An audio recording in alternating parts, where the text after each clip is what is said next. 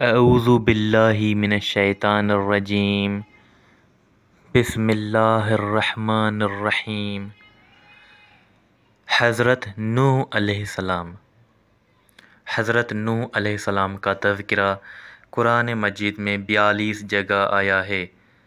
حضرت آدم علیہ السلام کی اولاد دنیا میں خوب بڑھی، آہستہ آہستہ یہ خدا کو بھولتے گئے جس نے اسے پیدا کیا تھا اور جو ان کا پالنے والا ہے، اور شیطان کے بہکاوے میں آنے لگے جس نے حضرت آدم کو جنت سے نکلوا دیا تھا۔ شیطان کے بہکاوے میں آ کر یہ لوگ بتوں اور آگ، سورج وغیرہ کو پوجنے لگے اور ایک خدا کے بجائے مٹی اور پتھر کے بہت سے خدا بنا لیے، اپنے ہاتھ سے اپنا خدا بناتے اور ان سے مانگتے، حالانکہ یہ مٹی اور پتھر کے خدا اپنے لیے کچھ نہ کر سکتے تھے، ان کے لیے کیا کرتے؟ اللہ میاں نے جو اپنے بندوں سے بڑی محبت رکھتا ہے، اس کو یہ کبھی گوارا نہیں کہ اس کے بندے شیطان کے بہکاوے میں آ کر اللہ کے علاوہ کسی اور کی عبادت کرنے لگیں اور اس کی سزا میں مرنے کے بعد دوزخ میں جلیں۔ اللہ پاک نے حضرت نوح علیہ السلام کو اپنا نبی بنا کر بھیجا۔ اس زمانے میں لوگوں کی عمریں بہت بڑی بڑی ہوتی تھیں۔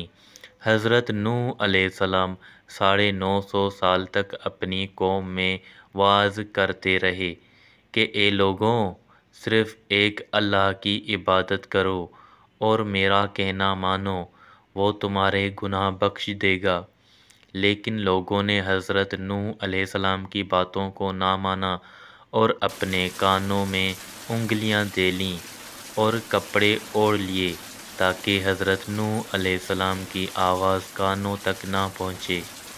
حضرت نوح علیہ السلام ہمت نہ ہارے اور برابر سمجھاتے رہے اور کہتے رہے، اے لوگو، اللہ سے معافی مانگو، وہ بڑا معاف کرنے والا ہے، وہ تم پر آسمان سے بارش برسائے گا تاکہ تم خوب اناج پیدا کر سکو اور اس کے ذریعے سے بڑے بڑے باغ پیدا کر دے گا، ان میں نہریں پیدا کر دے گا، تمہیں مال دولت دے گا اور بیٹے دے گا۔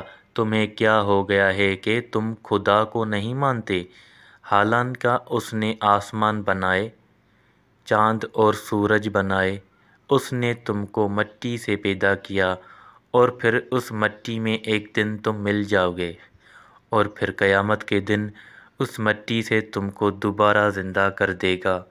لیکن لوگوں نے اپنے بتوں کو نہیں چھوڑا اور حضرت نوح علیہ السلام سے کہنے لگے کہ ہم اپنے بتوں کو ہرگز نہ چھوڑیں گے اور ہم تو تم کو اپنے جیسا آدمی ہی دیکھتے ہیں اور تمہارا کہنا بھی صرف چند غریب لوگوں نے مانا اور ہم تو تم کو جھوٹا سمجھتے ہیں۔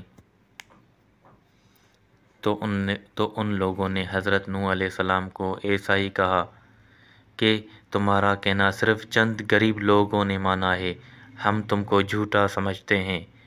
حضرت نوح علیہ السلام نے کہا کہ اے میری قوم، میں تم کو جو نصیحت کرتا ہوں اس کے بدلے میں تم سے کوئی مال و دولت نہیں چاہتا، اور جو غریب آدمی مسلمان ہوئے ہیں اور اللہ پر ایمان لائے ہیں، ان کو میں اپنے پاس سے تمہارے کہنے سے نکالوں گا نہیں۔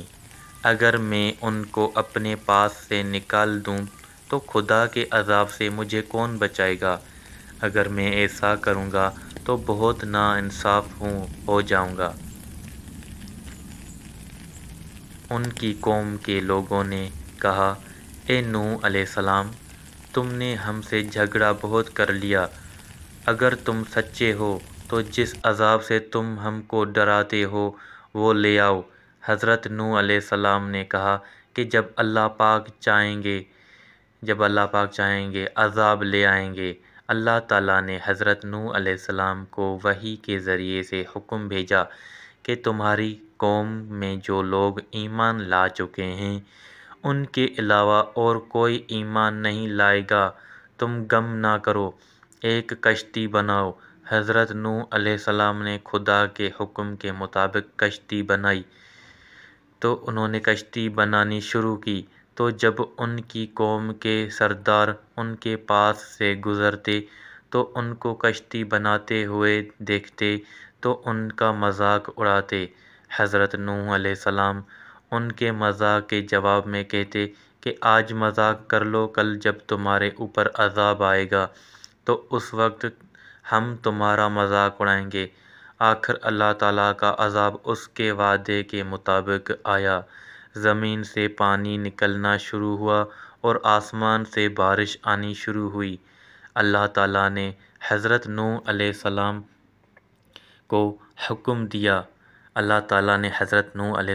حکم دیا کہ سب جانوروں کا ایک ایک جوڑا کشتی میں سوار کر لو، اور جو لوگ تمہارے اوپر ایمان لائے ہیں یعنی مسلمان ہو گئے ہیں ان کو سوار کر لو۔ حضرت نوح علیہ السلام نے اس کشتی میں سوار ہونے والوں سے کہا کہ اللہ تعالیٰ کا نام لے کر اس کشتی میں سوار ہو جاؤ کہ اس کا چلنا اور ٹھہرنا اسی کے ہاتھ میں ہے، اور اللہ تعالیٰ بڑا بخشنے والا مہربان ہے۔ کشتی ان سب کو لے کر لہروں میں چلنے لگی، تو اس وقت حضرت نوح علیہ السلام نے اپنے بیٹے سے کہا، اے بیٹا، ہمارے ساتھ سوار ہو جاؤ اور کافروں کے ساتھ مت ہو۔ اس نے کہا، میں کسی پہاڑ پر چڑھ جاؤں گا اور وہ پانی سے بچا لے گا۔ حضرت نوح علیہ السلام نے کہا، آج خدا نے عذاب سے سوائے خدا کے کوئی بچا نہیں سکتا۔ حضرت نوح علیہ السلام نے ایسا کہا۔ حضرت نوح علیہ السلام نے کہا، آج خدا کے عذاب سے سوائے خدا کے کوئی بچانے والا نہیں۔ اتنے میں دونوں کے درمیان ایک پانی کی لہر اٹھی اور وہ ڈوب گیا۔ پھر خدا تعالیٰ نے زمین کو حکم دیا کہ اپنا پانی نگل جاؤ، اور آسمان کو بھی حکم دیا کہ پانی برسانا بند کر دے، یہاں تک کہ پانی خشک ہو گیا اور تمام کافر دنیا میں ختم کر دیے گئے۔ حضرت نوح علیہ السلام کی کشتی کوہ جودی پر ٹھہری۔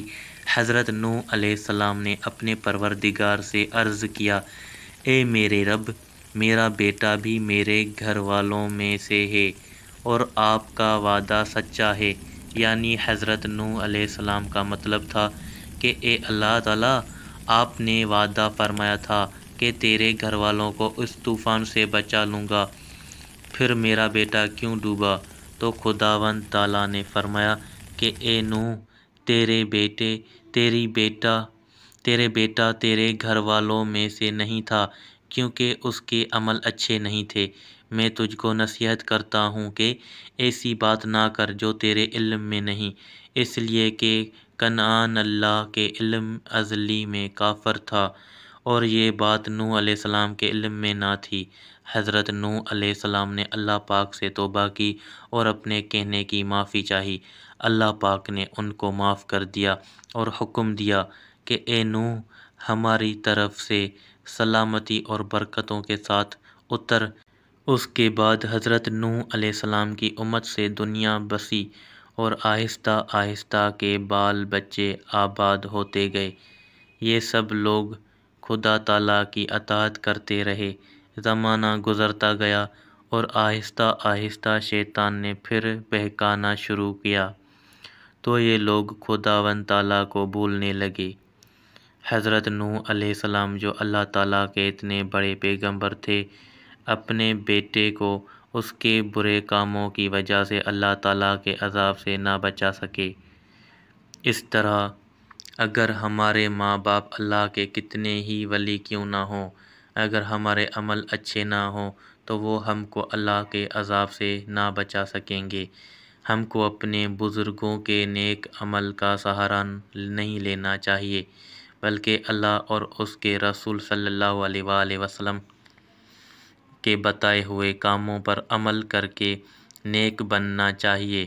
اسی وجہ سے اللہ تعالیٰ نے قرآن مجید میں کہا ہے کہ اگر تم ایک ذرہ برابر بھی نیکی کرو گے تو اس کا بدلہ ہم تم کو دیں گے، اور اگر تم ذرہ برابر بھی برا عمل کرو گے تو وہ بھی تمہارے سامنے آ جائے گا۔ استغفر اللہ۔ اگر آپ کو ایسی اسلامک ویڈیوز پسند ہیں اور آپ چاہتے ہیں کہ ایسی اور بھی ہوں تو سبسکرائب کیجیے۔